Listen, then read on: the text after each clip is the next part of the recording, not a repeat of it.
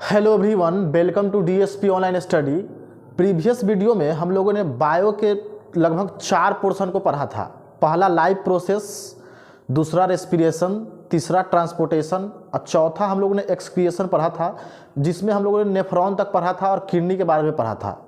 आज हम लोग क्लास 10th के चैप्टर 1 जो केमिस्ट्री के स्टार्ट करेंगे, जिसका नाम है केमिकल रिएक्शन एंड इक्वेशन, रासायनिक अभिक्रिया एवं समीकरण। अच्छा, रासायनिक अभिक्रिया किसे बोलते हैं? तो रासायनिक अभिक्रिया जो है नए पदार्थ के साथ नए गुणों का निर्माण होता है, उसे क्या बोलते हैं? उसे बोलते हैं रासायनिक अभिक्रिया। Chemical reaction are the process in which new substance with new properties are form are called chemical reaction. आगे हम लोग देखते हैं। देखिए यहाँ पे रासायनिक अभिक्रिया किसको बोलेंगे? तो नए पदार्थ के साथ नए गुणों का निर्माण होता है, उसे बोलते हैं रासायनिक अभिक्रिया। उसे क्या बोलेंगे? रासायनिक अभिक्रिया। जिसमें पहला देखिए, रासायनिक अभिक्रिया किसे बोलेंगे? तो रासायनिक अभिक्रिया जो होता है, रासायनिक अभिक्रिया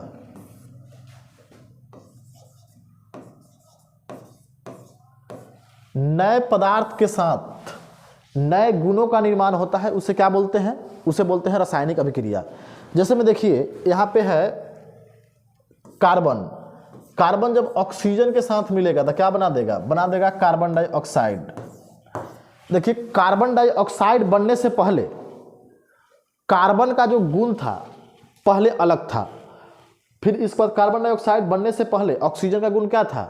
अलग था। जब दोनों मिला, जब दोनों मिल के बना दिया क्या? Carbon dioxide. तो इसका गुण क्या हो गया? नया पदार्थ भी बन गया। पहले ई कार्बन था, पहले ई ऑक्सीजन था। जब ये दोनों मिल गया तो क्या बन गया? Carbon dioxide. क्या बन गया? Carbon dioxide. तो नया पदार्थ के साथ साथ क्या बन गया? नया गुण का भी निर्माण हो गया। उसको क्या बोलेंगे? रासायनिक अभिक्रिया। फिर इसके बाद देखिए यहाँ पे है हाइड्रोजन, ई है क्लोरीन। जब ये दोनों मिलेगा तभी हाइड्रोजन के गुण अलग है, क्लोरीन के गुण अलग है। जब दोनों मिल जाएगा तो क्या बना देगा? Hydrogen chloride. तो इसका भी गुण क्या है? इसका भी गुण इस सबसे अलग है। तो जब दोनों मिला तो नए पदार्थ के साथ नए गुणों का निर्माण होता है, उसे क्या बोलते हैं? रासायनिक अभिक्रिया। देखिए यहाँ पे ये हाइड्रोजन क्लोरीन मिला तो नया पदार्थ भी बन गया और इसका नया गुण भी हो गया।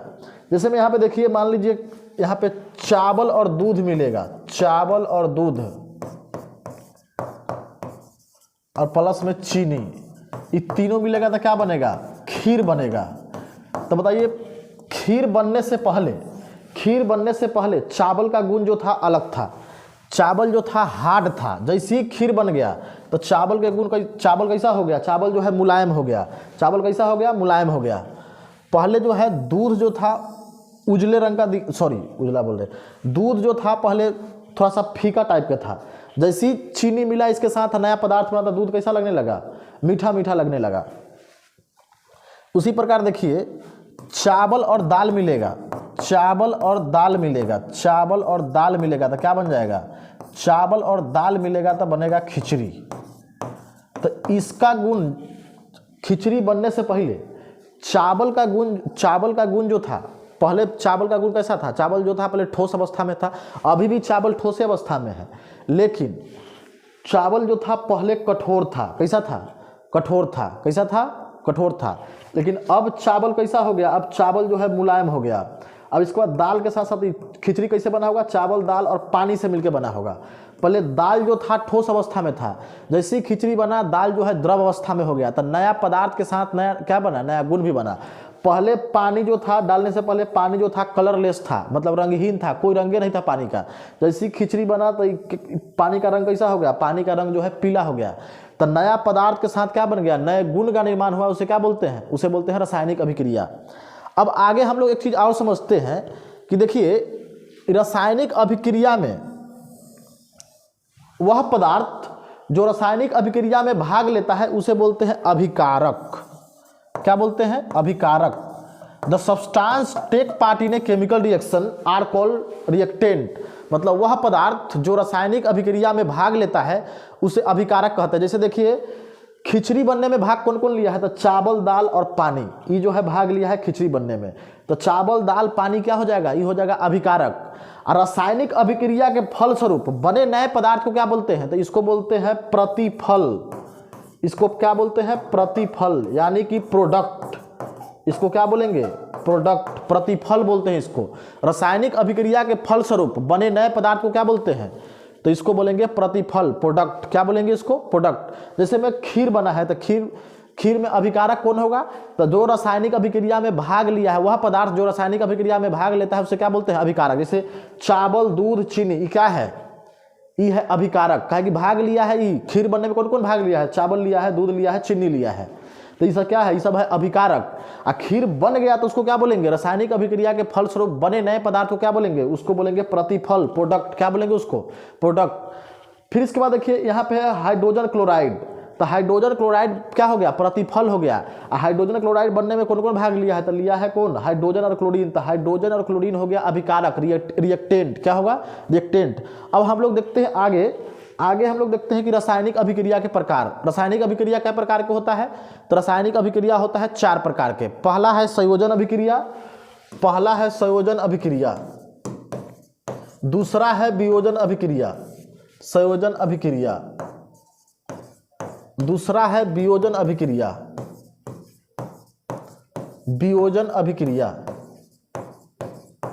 तीसरा है विस्थापन अभिक्रिया, चौथा है द्विविस्थापन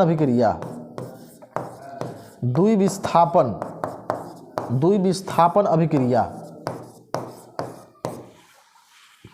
इसको संश्लेषण अभिक्रिया भी बोलते हैं। संश्लेषण अभिक्रिया इसे कहते हैं। इंग्लिश में बोले तो इसको कॉम्बिनेशन रिएक्शन बोलते हैं। क्या बोलते हैं? कॉम्बिनेशन रिएक्शन को शॉर्ट में RKN भी लिखा जाता है। इसको अपघटन अभिक्रिया, वियोजन अभिक्रिया को अपघटन अभिक्रिया भी बोलते हैं। अपघटन अभिक्रिया, इसको इंग्लिश में बोलते हैं डीकम्पोजिशन रिएक्शन। क्या बोलते हैं इसको? Decomposition reaction. इसको बोलते हैं डिस्प्लेसमेंट रिएक्शन। इसको क्या बोलेंगे? Displacement reaction. द्विविस्थापन अभिक्रिया को बोलते हैं double displacement reaction.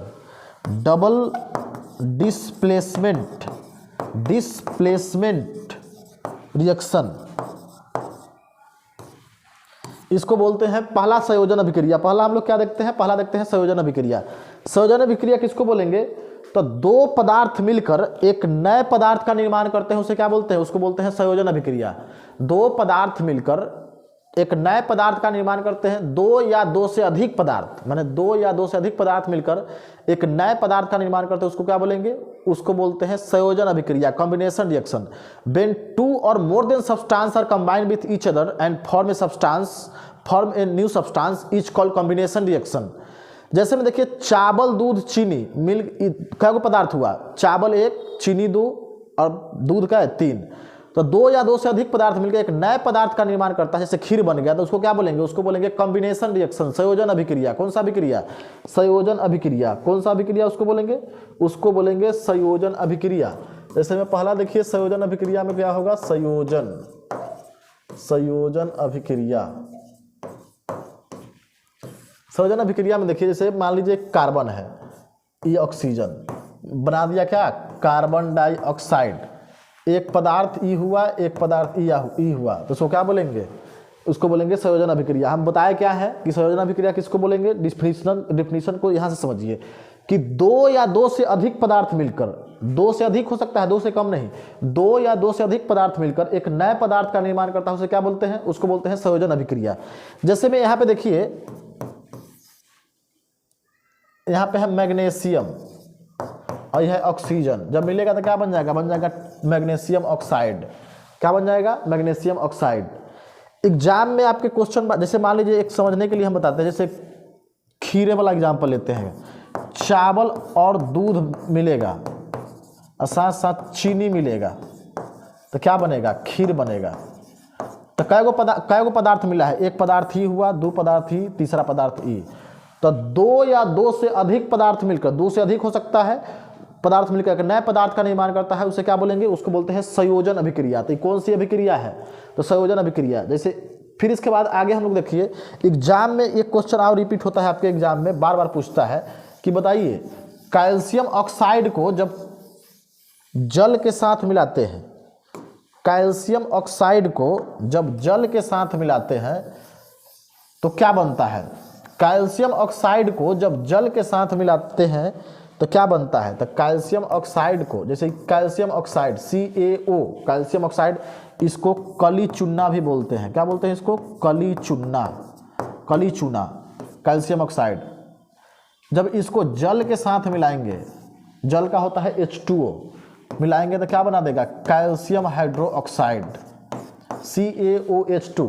Calcium hydroxide के साधारण नाम क्या है? भखरा चूना। इसका साधारण नाम है भखरा चूना।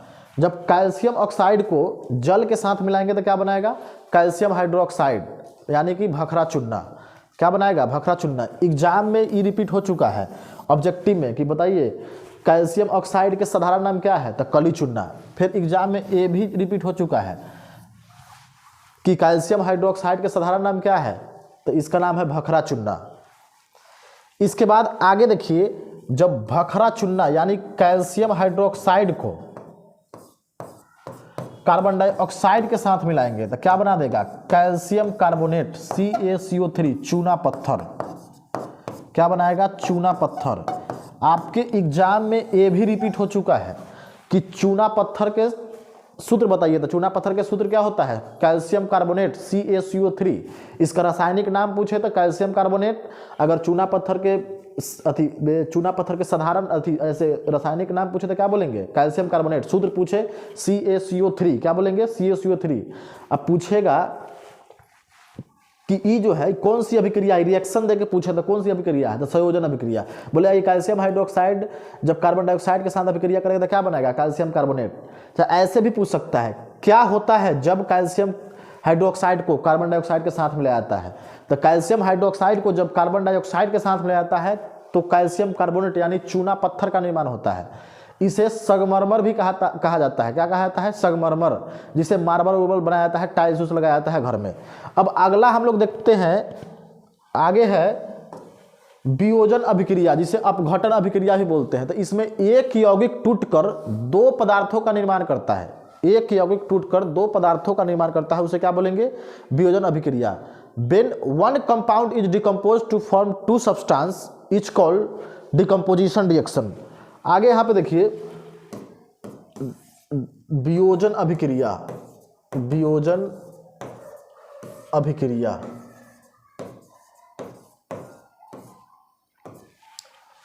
इसको अपघटन अभिक्रिया भी बोला जाता है। क्या बोला जाता है? अपघटन, अपघटन। इसे अपघटन अभिक्रिया भी बोला जाता है। इंग्लिश में बोले तो इंग्लिश में इसे डिकम्पोजिशन रिएक्शन कहा जाता है। क्या बोला जाता है? इसे डिकम्पोजिशन रिएक्शन बोला जाता है। इसे इंग्लिश में डिकम्पोजिशन रिएक्शन बोला जाता है। अपघटन अभिक्रिया, वियोजन यानी अपघटन अभिक्रिया, अपघटन अभिक्रिया। अच्छा, अपघटन अभिक्रिया, वियोजन अभिक्रिया हम क्या बताए हैं अभी? एक यौगिक टूटकर दो पदार्थों का निर्माण करता है। जैसे यहाँ पे देखिए एक एग्जाम्पल है कैल्शियम कार्बोनेट, COCO3। जब कैल्शियम कार्बोनेट को जब गर्म करते हैं, जब गर्म करेंगे तो ये टूट जाएगा कैल्शियम ऑक्साइड और कार्बन डाइऑक्साइड में। तो एक यौगिक जो है टूट कर कई पदार्थ का निर्माण किया, ये पहला पदार्थ, ये दूसरा पदार्थ, दो पदार्थ का निर्माण किया। तो इसको क्या बोलेंगे? इसको बोलेंगे वियोजन अभिक्रिया। क्या बोलेंगे? वियोजन अभिक्रिया या अपघटन अभिक्रिया। फिर आगे हम लोग देखते हैं, आगे तीसरा है कि वियोजन अभिक्रिया कितने प्रकार के होते हैं। तो वियोजन अभिक्रिया जो है 3 प्रकार के होते हैं। पहला है ऊष्मा वियोजन, दूसरा है वैद्युत वियोजन, तीसरा है प्रकाश वियोजन। अच्छा, ऊष्मा वियोजन किसको बोलेंगे? तो वह वियोजन अभिक्रिया जो ऊष्मा प्रदर्शित करती है उसे क्या बोलेंगे? उसको बोलते हैं ऊष्मा वियोजन। फिर वैद्युत वियोजन किसको बोलेंगे? तो वह अपघटन अभिक्रिया, चाहे वह वियोजन अभिक्रिया जो विद्युत उत्पन्न करती है या विद्युत प्रदर्शित करती है, उसे क्या बोलेंगे? उसको बोलते हैं वैद्युत अपघटन, चाहे वैद्युत वियोजन अभिक्रिया। प्रकाश वियोजन किसको बोलेंगे? जो प्रकाश को प्रदर्शित करता है उसे क्या बोलेंगे? उसको बोलते हैं प्रकाश वैद्युत अपघटन अभिक्रिया। आगे हम लोग देखते हैं, देखिए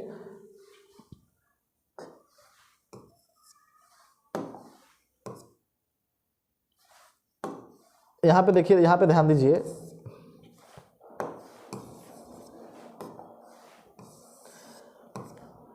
गर्म या उष्मा वियोजन, क्या बोलते हैं इसको, गर्म या उष्मा वियोजन, गर्म या उष्मा वियोजन। गर्म या उष्मा वियोजन किसको बोलेंगे, तो गर्म या उष्मा वियोजन किसको बोलेंगे, तो जो उष्मा प्रदर्शन, जैसे कैल्शियम कार्बोनेट को जब गर्म करेंगे तो क्या बनेगा, ये बन जाएगा calcium oxide plus carbon dioxide. फिर आगे नेक्स्ट देखिए, आगे बोले हैं वैद्युत वियोजन, वैद्युत वियोजन, वैद्युत वियोजन।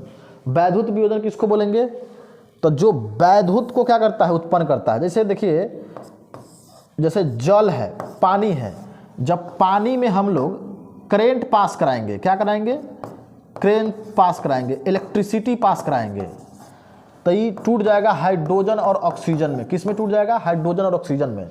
जब हम लोग पानी में इलेक्ट्रिसिटी पास कराएंगे, मतलब करंट पास कराएंगे, तो किस में टूट जाएगा, हाइड्रोजन और ऑक्सीजन में टूट जाएगा। तो कौन सा अभिक्रिया, ये है वैद्युत वियोजन अभिक्रिया। कौन सा अभिक्रिया, वैद्युत वियोजन अभिक्रिया। फिर इसके बाद देखिए, हम लोग नमक में, जो घर में खाने वाला नमक होता है, साधारण नमक, NaCl उसका रासायनिक सूत्र है। जब इसमें करंट पास कराएंगे, विद्युत धारा पास कराएंगे, क्या पास कराएंगे, विद्युत धारा पास कराएंगे, तो टूट जाएगा सोडियम प्लस क्लोरीन में। किस में टूट जाएगा, Na+Cl- में। फिर आगे हम लोग देखते हैं, आगे है प्रकाश वियोजन, प्रकाश वियोजन। प्रकाश वियोजन किसको बोलेंगे, तो जो प्रकाश को प्रदर्शित करता है वह वियोजन अभिक्रिया, जो प्रकाश को प्रदर्शित करता है उसको क्या बोलेंगे, प्रकाश वियोजन अभिक्रिया। जैसे में देखिए, सिल्वर क्लोराइड AgCl, जब इस पर प्रकाश डालेंगे, क्या डालेंगे, प्रकाश डालेंगे, तो टूट जाएगा Ag मतलब सिल्वर, Ag माने सिल्वर और क्लोरीन। फिर सिल्वर ब्रोमाइड AgBr, जब इस पर प्रकाश डालेंगे, क्या डालेंगे, इस पर प्रकाश डालेंगे, तो टूट जाएगा सिल्वर प्लस ब्रोमाइड में। किस में टूट जाएगा, सिल्वर प्लस ब्रोमाइड में। अब हम लोग आगे नेक्स्ट देखते हैं, नेक्स्ट है विस्थापन अभिक्रिया। विस्थापन अभिक्रिया किसको बोलते हैं, तो एक तत्व किसी दूसरे तत्व के द्वारा विस्थापित कर दिया जाता है, तो उसे क्या बोलते हैं, विस्थापन अभिक्रिया। When one element is displaced from other element is called displacement reaction।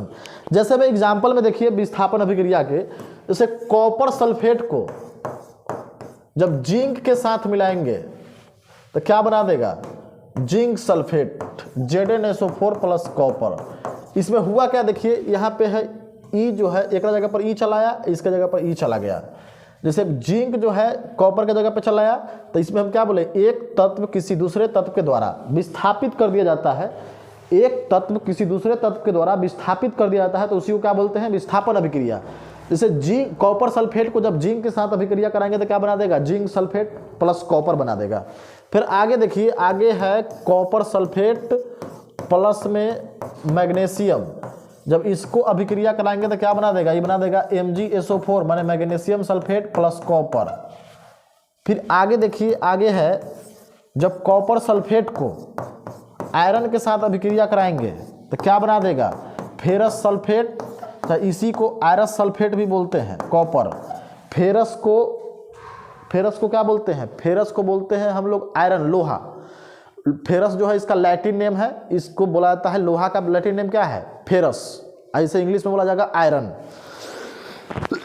अब हम आगे हम लोग देखते हैं, आगे है द्विविस्थापन अभिक्रिया।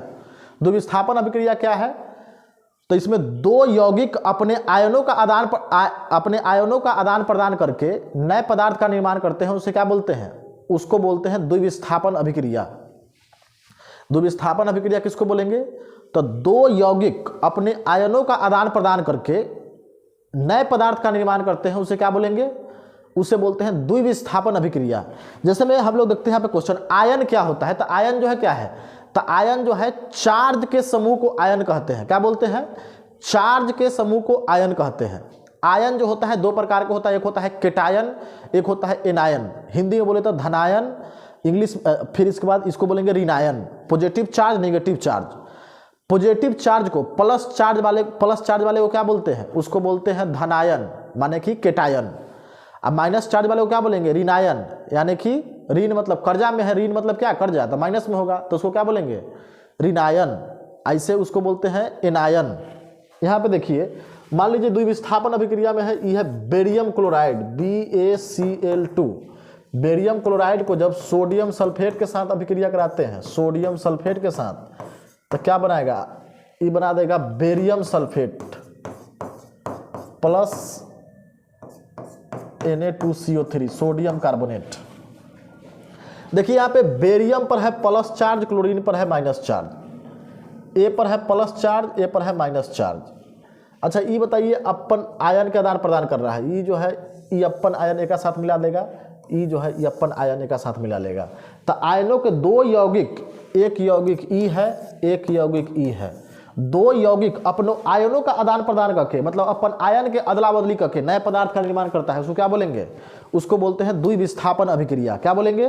द्विविस्थापन अभिक्रिया। आपके एग्जाम में रिएक्शन सहित क्वेश्चन पूछ चुका है कई बार कि द्विविस्थापन अभिक्रिया के बताइए। ये भी पूछ चुका है कि क्या होता है जब बेरियम क्लोराइड को सोडियम सल्फेट के साथ मिलाया जाता है, तो 2 नंबर में पूछ चुका है। फिर ये भी पूछ चुका है कि द्विविस्थापन अभिक्रिया किसे कहते हैं, इसका सूत्र, इसका समीकरण बताए। क्या बताए? समीकरण, रिएक्शन सहित समीकरण बताए। फिर ये भी पूछ चुका है कि विस्थापन अभिक्रिया द्विविस्थापन अभिक्रिया में अंतर बताए। फिर ये भी पूछ चुका है कि संयोजन अभिक्रिया और वियोजन अभिक्रिया में अंतर बताए।